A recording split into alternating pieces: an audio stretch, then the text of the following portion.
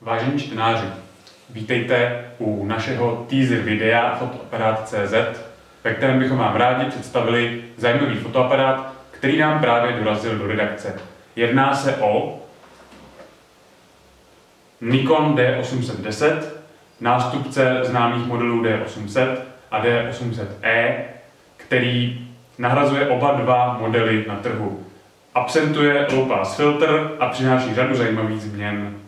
K tomuto fotoaparátu, který disponuje rozlišením 36 megapixelů, potřebujeme také adekvátně výkonný objektiv.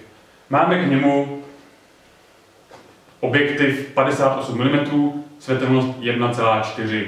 Jedná se o velmi výkonný 50 mm standardní objektiv a jak tato sehraná dvojka funguje společně, se dozvíte brzy v naší recenzi.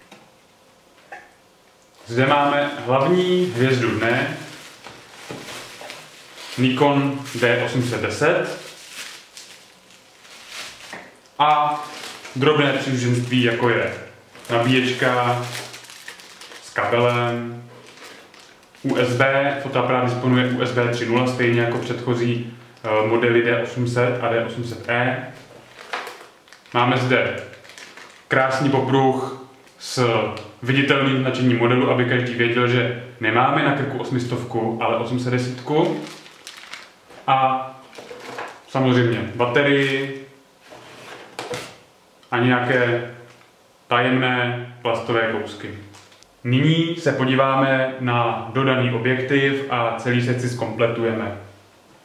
Jak jsem říkal, jedná se o Nikon 58 mm, clona 1,4.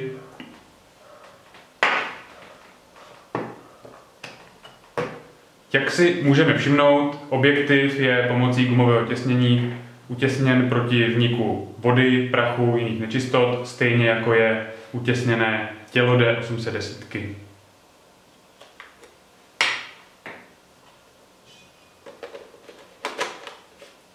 Objektiv je poměrně výrazně velký, což se ještě zvýší nasazením dodané tulipánové clony. Dohromady máme fotoaparát, který není žádný drobeček, nicméně je velice dobře vyvážený, perfektně sedne do ruky a můžeme od něj očekávat profesionální výkony.